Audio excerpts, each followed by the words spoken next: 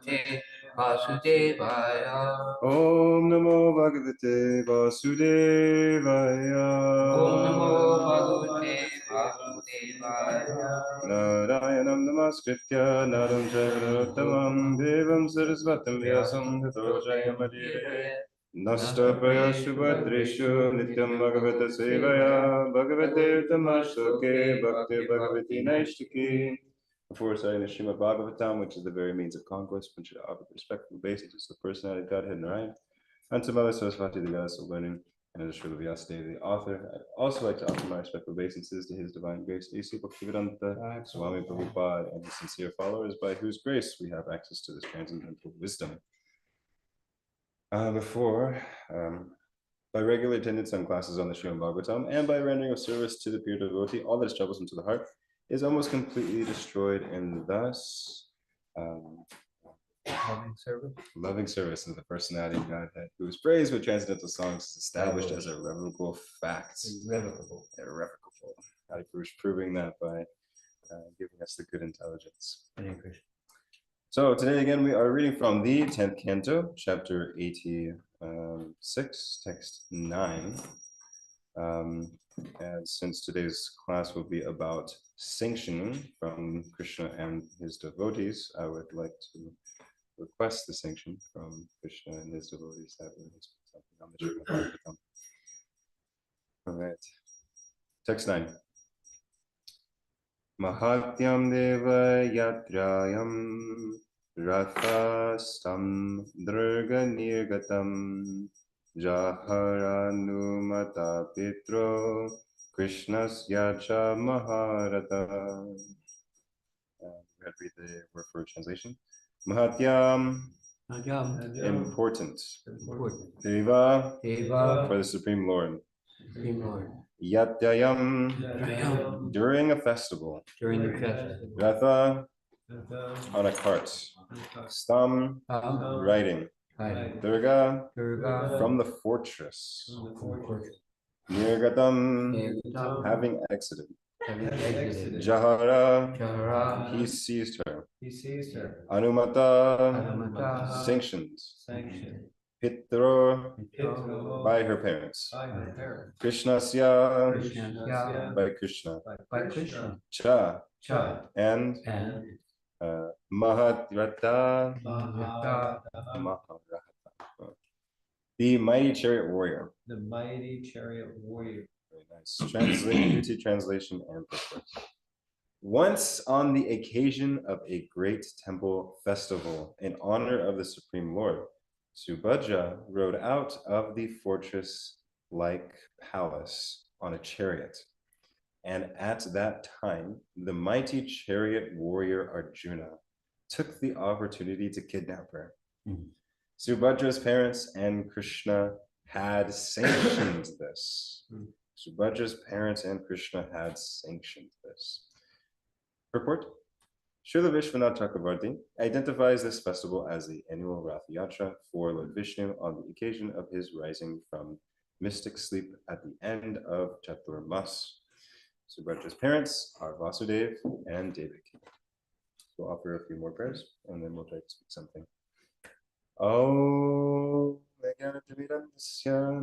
Kinanjana Shilakaya Chakshu Militanyena Tasmai Shri Gurave Namaha Shri Chaitanya Manobishtam Stapitam Yena Bhutale Swayamrupa Kadammayam Dadati Swapadantikam Vandeham Shri Guru Shri Yuta Padakamalam Shri Guru Vaishnavanscha Shri Rupam Sagrajatam Sahagana Raghunatam Vitam Tam Sajivam Savitam Savadutam Vajana Sahitam Krishna Chaitanya Devam Shri Radha Krishna Pada Sahagana Lalita Shri Vishakam Vitamscha He Krishna Karuna Sindhu Dinabandhu Jagatpate Gopesha Gopika Kanta Radha Kanta Namostute Tapta Kanchana Gaurangi Radhe Vrindavaneshwari Rishabhanu Sute Pranamami Haripriye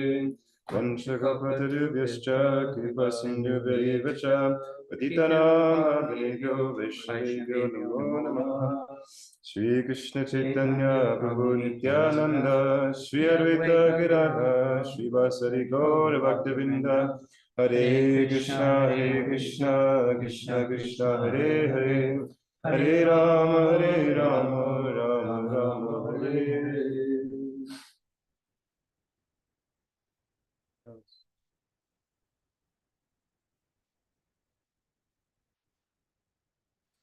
All right, once again, translation. Once on the occasion of a great temple festival, in honor of the Supreme Lord, Subhadra rode out of the fortress-like palace on a chariot. And at that time, the mighty chariot warrior Arjuna took the opportunity to kidnap her. Subhadra's parents and Krishna had sanctioned this. So today we'll be talking about sanction of Krishna and his devotees. But before we do that, we can give a little bit of context to this tradition of warriors kidnapping queens, or at least princesses. So one who may look at this and be very curious as to why it is that the great Arjuna is kidnapping someone right now. What is understood at this time, in this Vedic culture, it is very, it's actually part of the tradition. There's various injunctions as to different ways by which one can be married, one of which is prearranged, one is choice by affection, and also in the warrior class, those in the field of government, the Kshatriyas, there is the Rakshasa, weddings. And in this Rakshasa style wedding, it is involved with kidnapping. And this is a show that they are great protectors, that despite all of these other infantries, they are able to take the princess and protect her. So we see actually throughout the Srimad Bhagavatam many instances where this Rakshasa style wedding takes place. Here we have Arjuna. In the past, we see even Bhishma Dev, although it wasn't for himself, performed this Rakshasa style wedding. And who else do we have? I think we have another relative of Krishna who kidnaps the daughter of Duryodhana, and a huge, wonderful pastime with Lord Balaram ensued after that. And also, Krishna himself performs this Rakshasa style wedding with Rukmini Devi. And there's a very wonderful, excellent pastime describing that occurrence. So here we can understand that it is actually part of the original Vedic tradition, although that is not so much practiced anymore. I know devotees who did that. Oh, okay. So I guess it's practiced still. So is that original?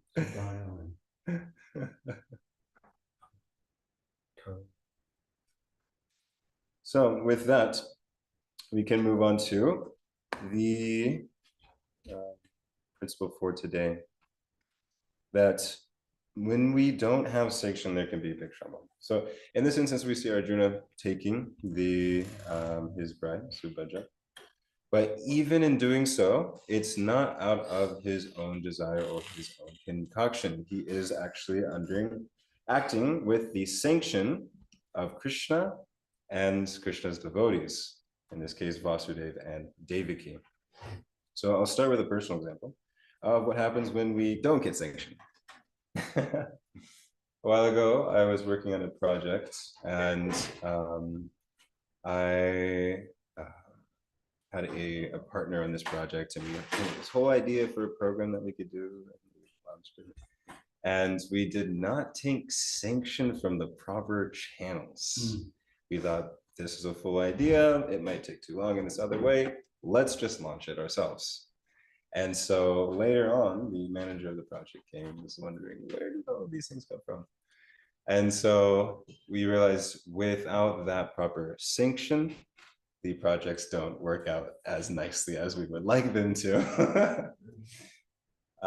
So like this, we can learn from a personal experience. that when there is sanction, there's all facilitation. And without sanction, we can meet with unnecessary difficulties or troubles. And so the problem that we experience in this world in general is that without sanction, we have troubles. For example, examples. Really trying to afford that example. Yeah, okay.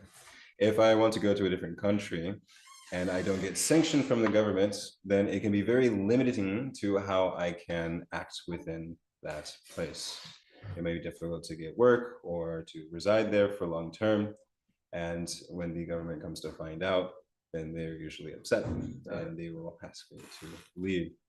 So in this world, we can see how when we don't have sanctions, it creates problems. If I just go anywhere, like we went to the park the other day and someone had brought out this big grand piano and they were playing wonderful music and it was very beautiful, uplifting for everyone.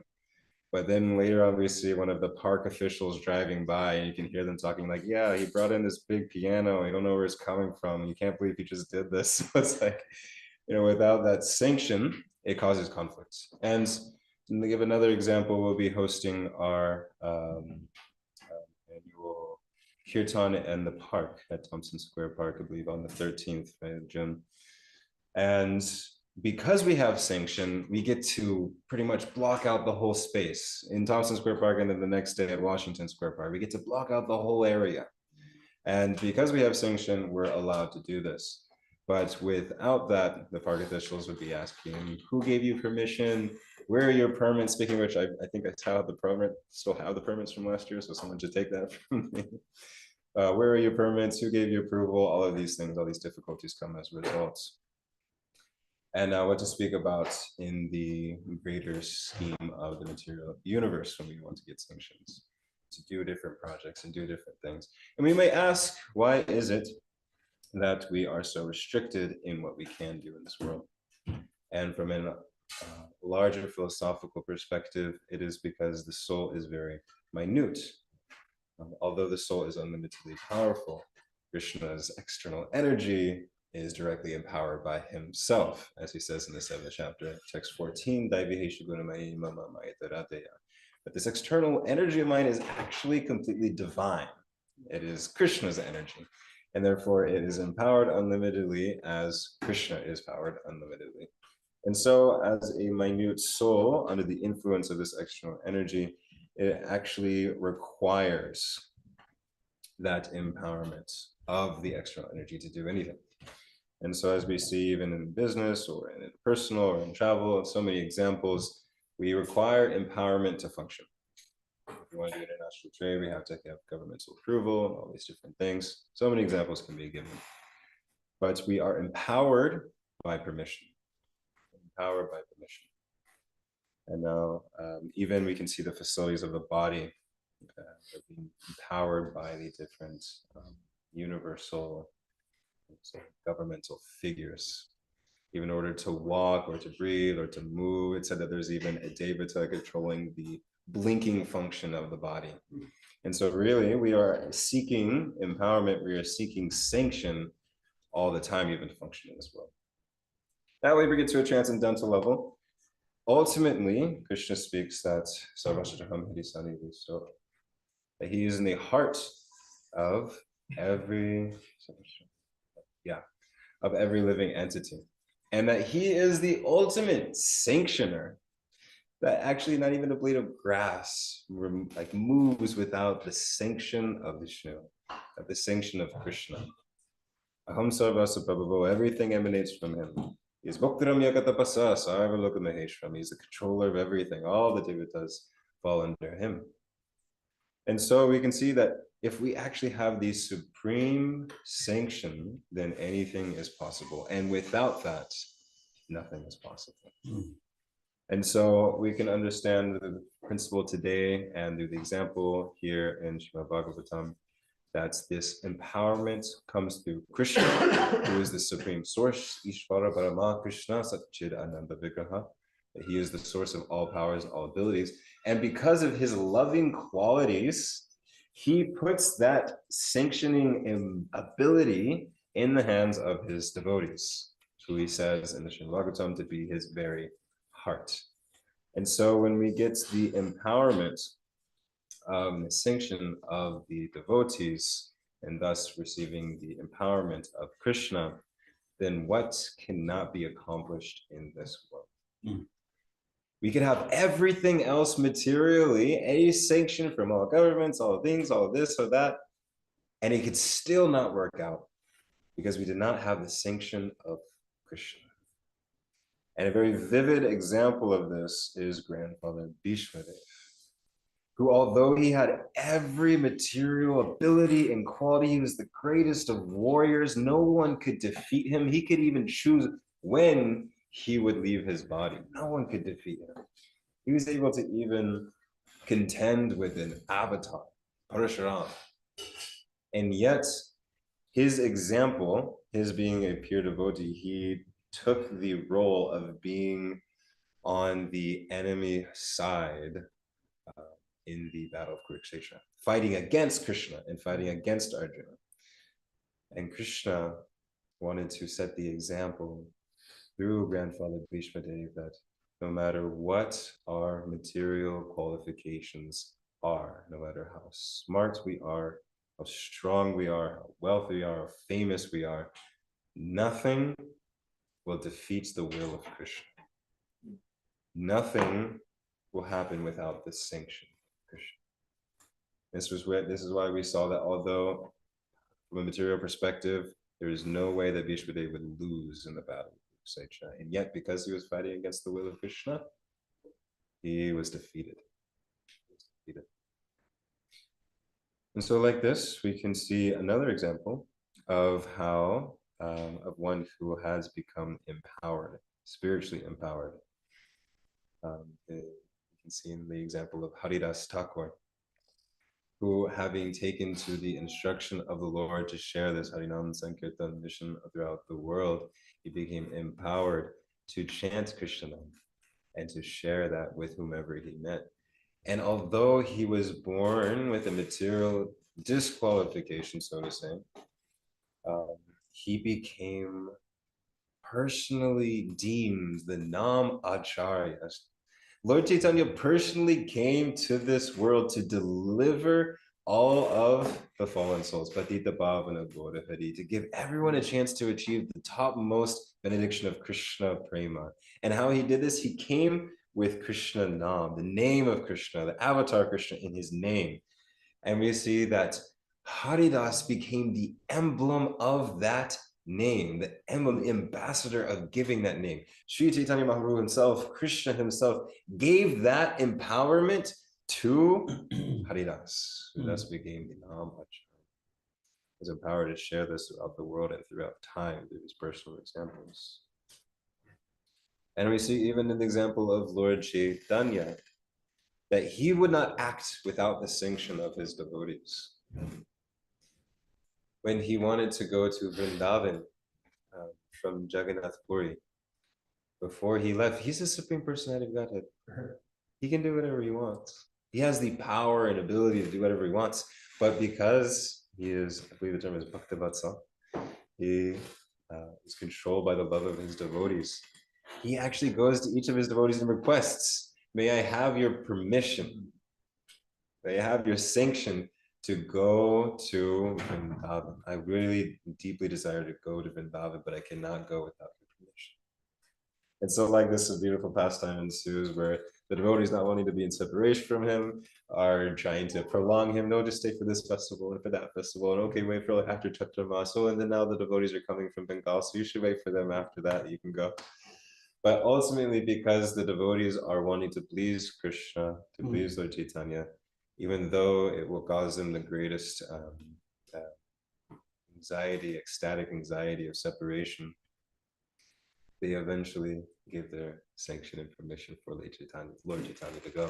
And still, even in his first attempt of going to Vrindavan, he only goes as far as his devotee sanctions. There's one devotee who was doing the meditation, and as soon as that devotee could not go further in the meditation, that was the extent that Lord Chaitanya went to Vrindavan, and he came back afterwards.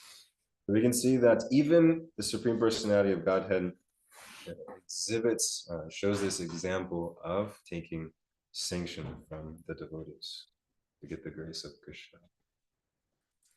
And now we can see a more contemporary example of the potency of having the blessings of the devotees in our very own Srila Prabhupada. You can see that through taking his spiritual master, Bhaktisiddhanta Saraswati Thakur Goswami Maharaj, taking his instruction, as his life and soul, he was empowered at the age of 70 to go and share this mission throughout the world. I was just hearing a lecture speaking about how when he was living in Vrindavan, he remembered his spiritual master's instruction to share this Krishna Bhakti in the English-speaking language. And so he started writing, and he would go himself into Delhi, do the printing, do the editing, and distribute it himself. Amazing. And then someone told him, I believe it might have been a god brother, and he heard his spiritual master through the words of his god brother, you should print books. You should print books. These zines are very nice, but you should print books. And he remembered his spiritual master's instruction that yes, if you ever give money, print books.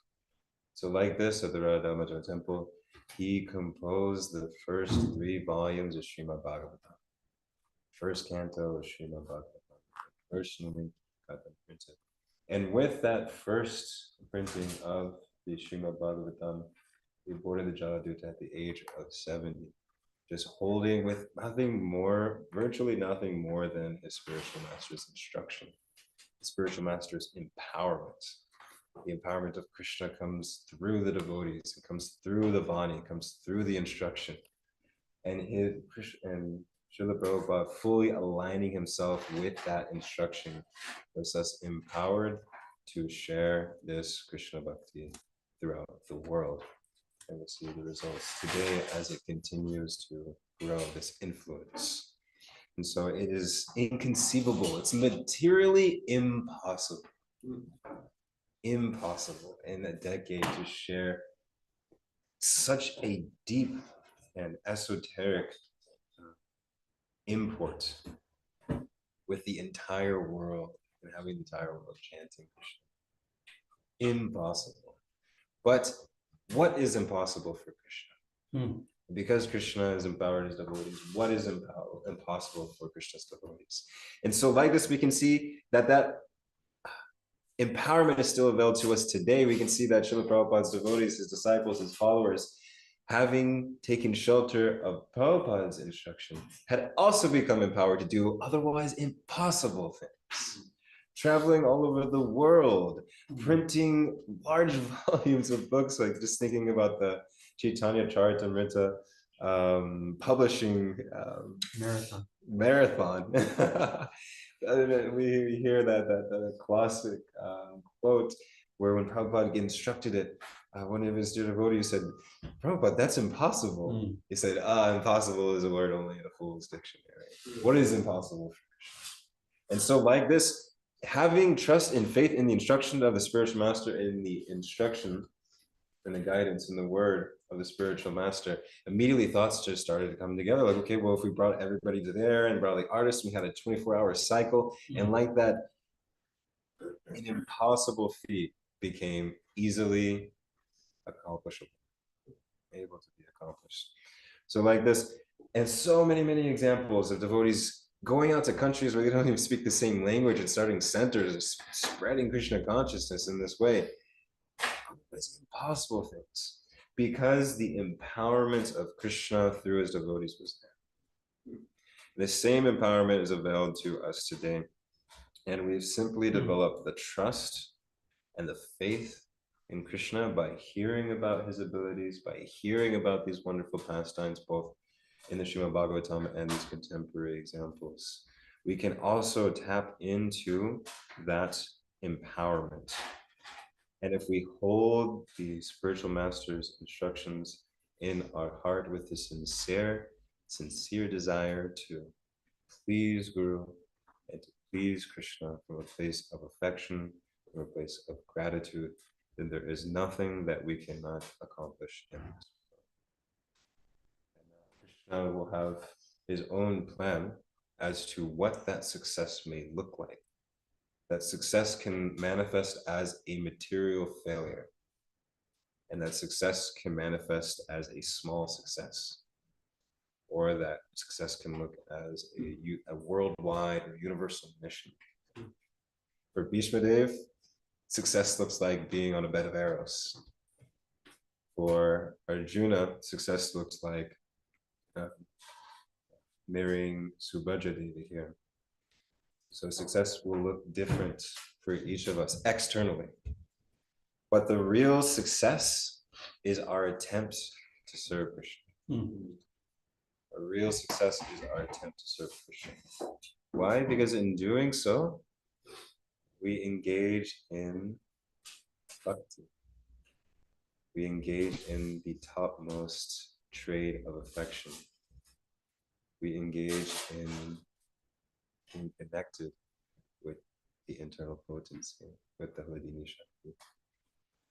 And this is the nature of the soul itself. Ananda Chimaya Sat is naturally pleasure seeking, and there's no greater pleasure than receiving and exchanging love. And there's no higher exchange that we can experience outside of the loving dealings with the Supreme Personality of God. And of course, this extends to his devotees, because when we are with his devotees, Krishna is also present there. So with that, few thoughts on this verse and on this topic. I'd like to conclude with the idea that we can get sanction of Krishna and of the devotees, and when we get that sanction, we can do anything. And without the sanction of Krishna devotees, any endeavor, even if externally successful, does not bring us actually any. So we should strive to make our life successful by our simply attempting to serve Krishna and his representatives with love and affection. Okay. All right at 7:45. So with that, thank you for this opportunity to attempt to speak something on this Srimad Bhagavatam and glorification of Krishna and his devotees. Please, if there are any corrections or comments,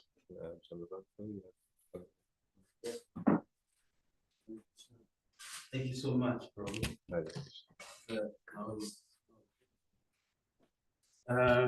Just two things, like comments. I noticed when I was younger, I wanted to like sneak out of the house without telling my parents.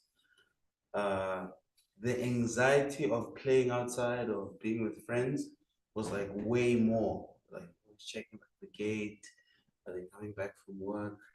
But when an authority knew, like, can I go outside or go play? It's like bliss, you know. There's no fear.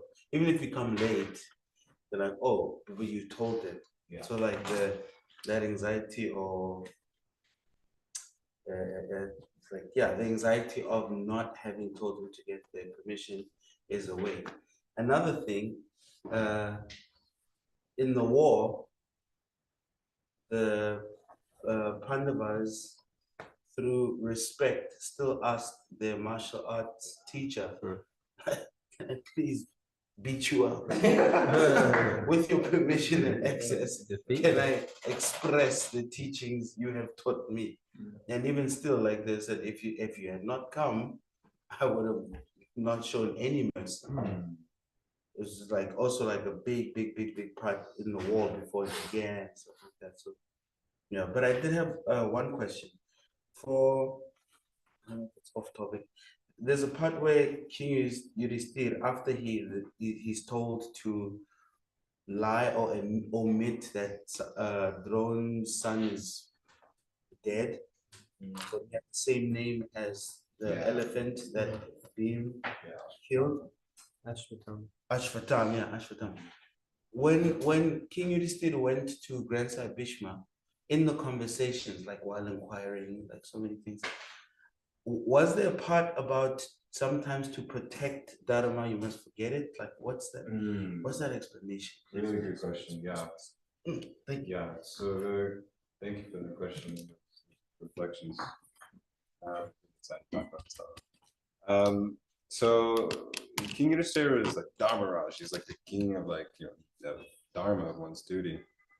And but as Krishna explains, there is a relative Dharma and there is a Sanatana Dharma. So the relative Dharma is, like, okay, he's a warrior, his duty is to fight. And Krishna even says it to Arjuna, your nature is the field of government, you're a warrior, your duty is to fight in this battle. But Krishna crescendos with Sarva Dharma Parityajya, Mamekam Sharnavaja, Aham Tam Sarvabhyo Moksha Isham Masvichaha. That in the face of the highest Dharma, the Sanatana Dharma, the eternal Dharma, all other Dharmas should be put aside. Sarva Dharma Parityajya. Forget all other Dharmas and just take shelter of me. Right. So in this case, King Yudhisthira was given this this conflict of his relative Dharma and his Sanatana Dharma. And he was exhibiting, for our benefit, exhibiting a attachment to his material Dharma over his spiritual Dharma. And so in this case, he did not want to speak a lie of saying Ashvatthama is dead, because the idea was that Dronacharya would get disturbed and then they could defeat Dronacharya in that state. So like this, I'm trying to see if we can connect it with sanctions. Another reason why it's so important to act under Krishna's sanction and his direction, because when we act on Krishna's direction, sometimes even material sanctions lose their priority in comparison. So in this case, the higher Dharma was to please Krishna and to act under his instructions. But in this case with King Yudhisthira, he exhibited, for our benefit, an attachment to the material Dharma. And thus he wanted to... He hesitated. And he wanted to be materially truthful and speak material truth. But the highest truth, as we see in another example, the highest truth is to please Krishna, who is the absolute truth. Now it can be a little sticky if sometimes we use that as an excuse to do our own things. I'm stealing this for Krishna. It's for Krishna, Prabhu. But in this case, it really exemplified that with the sincerity of our hearts to please Krishna. Krishna's in our heart and he knows that intention.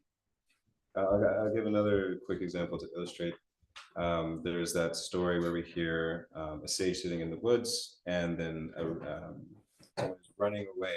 And they say, there's a group of gang members, they're coming to kill me. I'm going this direction. Please don't tell them. And then he runs. And then the gang members come and they say, we were looking for this guy. Which direction did he go?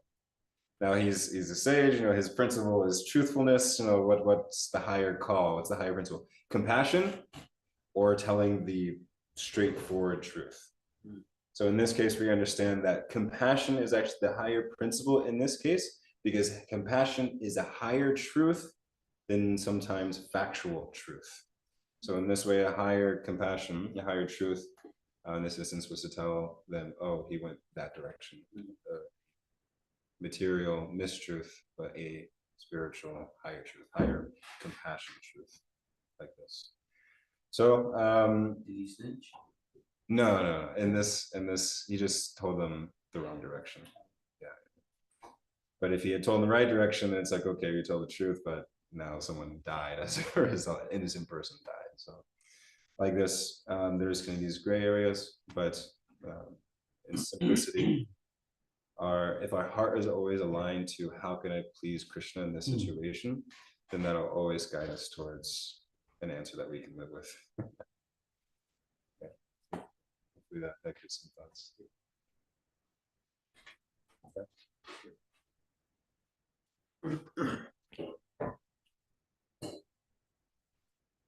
Hare Krishna Prabhu. Yeah, just wanted to thank you for such a wonderful, spontaneous class. much time to prepare, so it was really really nicely delivered. A couple of things came to mind. One is, yeah, there seems to be a tendency here often that better to ask for forgiveness than to ask for permission. So some devotees seem, oh yeah, all the red tape is just, that's too much hassle. So let me better I ask for forgiveness afterwards and just get on with doing whatever I want to do like that. So, and another thing came up, and maybe you can comment on this, came up for me anyway, was that the way it was explained is if we get the sanction of the Lord, sanction of senior devotees, then anything becomes possible. You did touch on it at one point, but I was just thinking that, yeah, just because we get sanctioned doesn't mean it's going to be easy. And just because we get permission doesn't mean it will happen.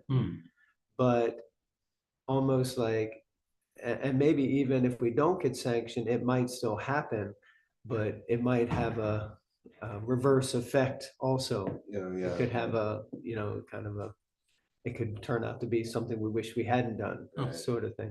So I just thought maybe you could comment on that a little bit, that, because, you gave the example of Prabhupada, and we were just in 26 Second Avenue yesterday with some devotees discussing Prabhupada and his whole coming. But just, Prabhupada got blessings in so many different ways. He was obviously the empowered representative, the Senapati Bhakta, he came to, but it wasn't like he just strolled in and everything just happened, So I was just wondering if you could maybe touch on that, or. Or can you thoughts? I was thinking about your comments on sometimes there's that saying of like, oh, better to ask for forgiveness than for permission. But if you do that, then you also got to deal with the repercussions of the chastisements that will come. So that's been my experience. There's always gray areas. Sometimes we might need to make a decision on the spot and have to go with how it plays out. But like Jamavan nicely mentioned, when we do have that permission, it can at least give us that kind of comfort of mind. I'll get caught for this.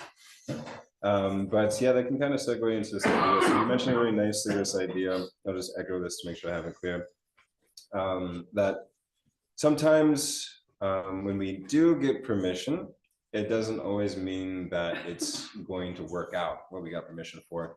And sometimes when we do get permission and it still has a reversal, and to almost to the extent where we wish, like, oh man, I wish I hadn't even done this from the beginning.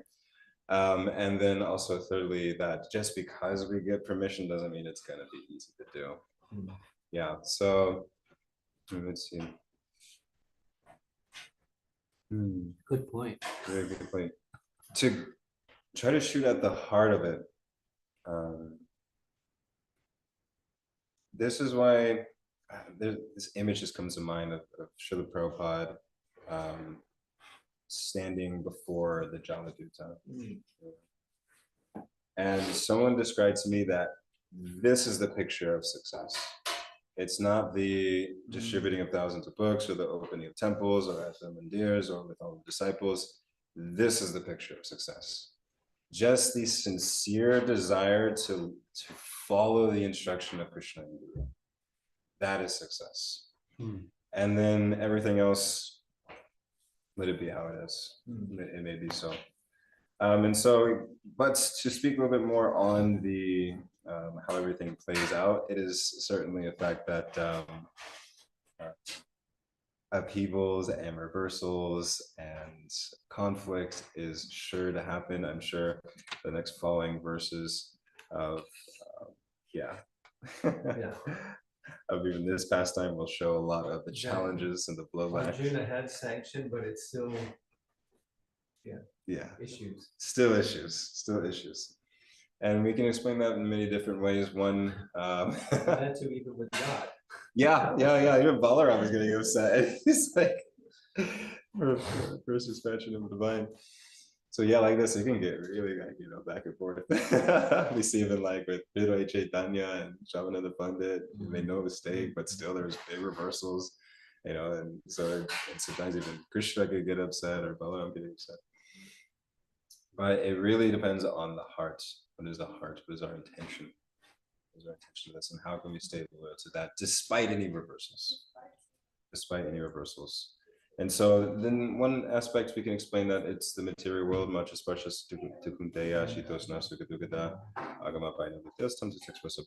that there will be reversals and there will be things that work out, but these are on the external levels. But we had to figure out how to tolerate that, and that's by taking shelter within Krishna, within his internal potency. And by this way, we can actually tolerate those reversals when they come, either way. And from another spiritual plane, I've heard in classes that we may not have been so much inspired if, because Srila Prabhupada was the Sena Bhakti Bhakta, that everything was just easy. First class trip around the world, he just comes and gives one lecture, Krishna Bhakti spreads out the world, no challenge. You may not have been so inspired by that.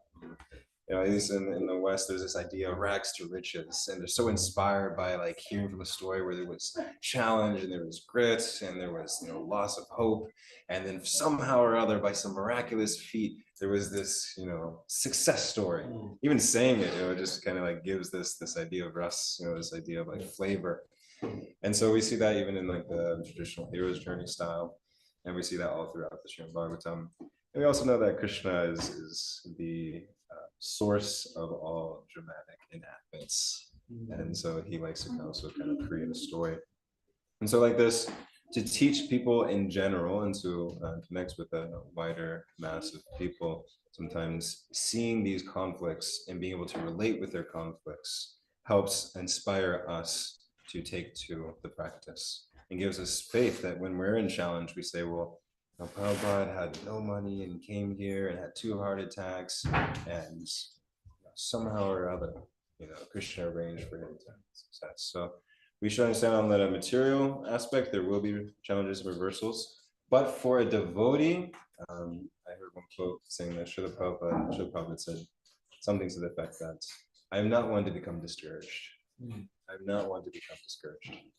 And like this, whether it is whether it's the bright day, the sunny day, the rainy day, the challenging day, everything is an opportunity. I heard this in a lecture recently. Everything is an opportunity to come closer to Krishna. And like this, we can refer to the one pastime where Krishna and Sudama were in the ashram of their spiritual master, and they went to go fetch wood, and they got caught in a rainstorm. And they were described that they were very fearful and they didn't know what to do, and so they only could confide in each other. And it's very sweet. When we think about it, Krishna is the Supreme Personality of Godhead. He has the ability to stop the rain like this. He can get rid of any problem. Why would he allow himself and his friend to go through difficulty?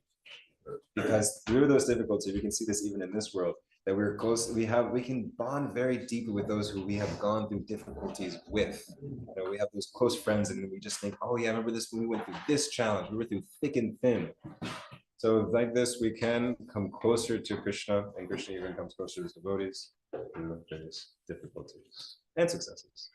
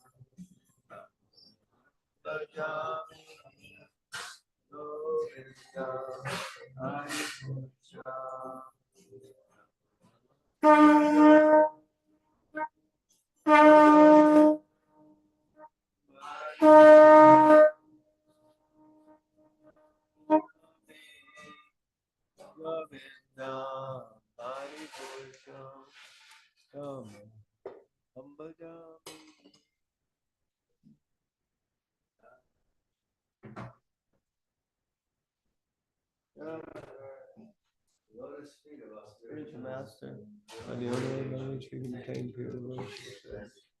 I bow down to those feet, great awe and reverence. By His grace, one can cross the ocean of material suffering. In the mercy of Krishna, my only wish is to have my consciousness purified by the words emanating from His lotus mouth. My attachment to His lotus feet is a perfection that fulfills all desires. He opens my darkened eyes and fills my heart with transcendental knowledge. He is my Lord, earth after earth. From Him ecstatic prema emanates. By Him is destroyed. The Vedic scriptures sing of His character. Our spiritual master is the ocean of mercy, friend of the poor and the Lord and master of the devotees. O Master, be merciful unto us. Give us the shade of your lotus feet. May your fame be spread all over the three worlds. We take shelter at your lotus feet. Jai. Thank you, Janitai Prabhu. Okay, welcome to the Afterglow, dear devotees. Thank you so much for your association. Anandi, how are you?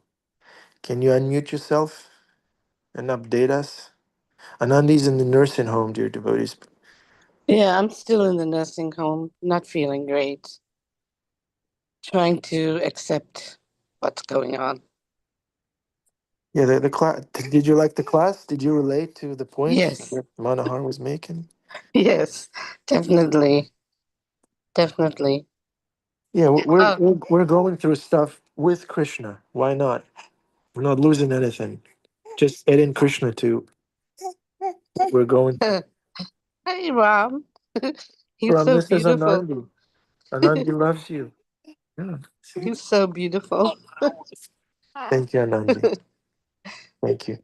Thank you so much for being a regular listener. Thank you. Oh, We hope you feel better, Anandi. Hare thank Krishna. you. Thank you, Hare Krishna. Would anyone like to speak, dear devotees? It's time to reflect. Adipusha Prabhu, welcome to the Afterglow. Krishna. Yeah, such a cool class, such a great topic that with the sanction of Krishna, you may go against normal rules. And it's funny, I was listening to Prabhupada's class last night. It was all about this, about how the different rules are broken by Arjuna, by the gopis, by, Yudhisthira, by telling a lie. All the rules were broken, all the rules. But the common denominator was, is the guy going to give me a kick ticket? No, he went right by. The rule that they all followed was, what does Krishna want in this situation? And there's a story. This guy came to New Vrindavan. He's a preacher, and his name was, I may not get this right, Jim Merrigan, I think. And he was his mother brought him to a street corner in Cincinnati and said, Jimmy, there's Rum, Jimmy, I'm leaving you here. I'll be right back. And she never came back. She just abandoned him in the middle of downtown Cincinnati, right? So he wound up going into a child care agency, like an orphanage. How old was he? I forget. At 8 or 9 years old. She just left him on the street. Ram is there. He's got a big smile.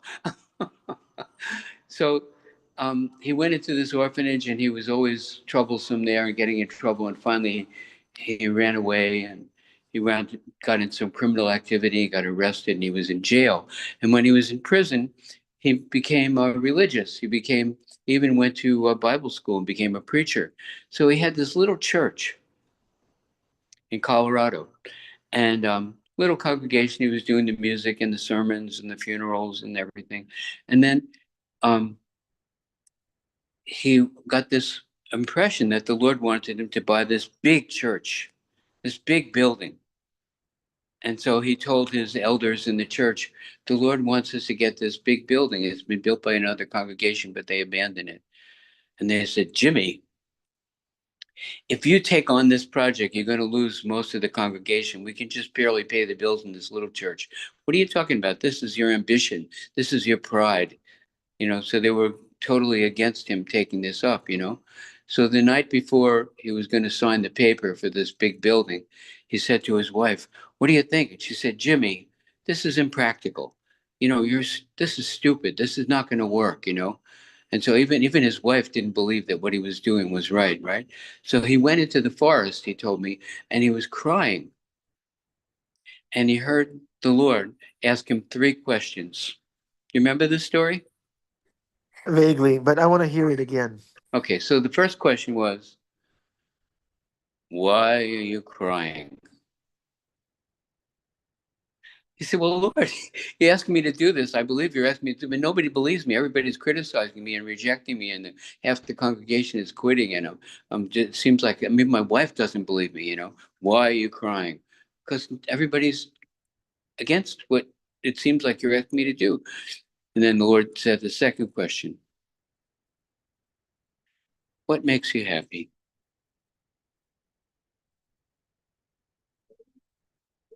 I said, well, what I'm happy to do what you want me to do. Then the Lord asked the third question, who are you going to listen to? Right? You listen to what's popular, what everybody wants, or you're going to listen to me. That's so heavy that Krishna might take everybody's approval away from you. And, it seems like somebody else talking here. It's hard for me to talk right now. Wait, they're talking, so I'll wait till they go by. Sorry. So he went ahead and he signed the paper and he got that big building. I think it's called the Vineyard. It's a big church in Colorado now. He got the big building. But to go against everybody else and listen to Krishna is a big challenge, right? Anyway, it's an example. And it's funny, the class I listened to from Srila Prabhupada last night was all about this, what they talked about today, about all the different people who broke the ordinary rules, but they had the sanction of Krishna. Kidnapping is illegal. It's a crime, right? But he kidnapped the girl, right? But it says in the verse we read yesterday, I don't think they mentioned it in class, that he was doing this because it would please Krishna. And in an ordinary marriage, they say, you can just try to please each other and it's like two people walking toward each other and just bumping heads. Or you can walk hand in hand toward Krishna forever, and that's a real relationship, going toward Krishna together, and that's the stability, and that's the real peace, and that's the real thing that's recommended. All right, I got to go now. Over to Prabhupada. Thank you, Adipusha Prabhu. I knew you drew inspiration from such There's a lot of pastimes. noise here. I'm sorry. Yeah, it's okay. There's a lot of noise here. Yeah, Ram says he loves Hi, you. Rob. Sorry, it's impossible for me to talk now. Yeah. Guys banging garbage cans off the wall. Hare Krishna, Gaurish Okay, Prabhupada. okay. All right. Any other comments, dear devotees?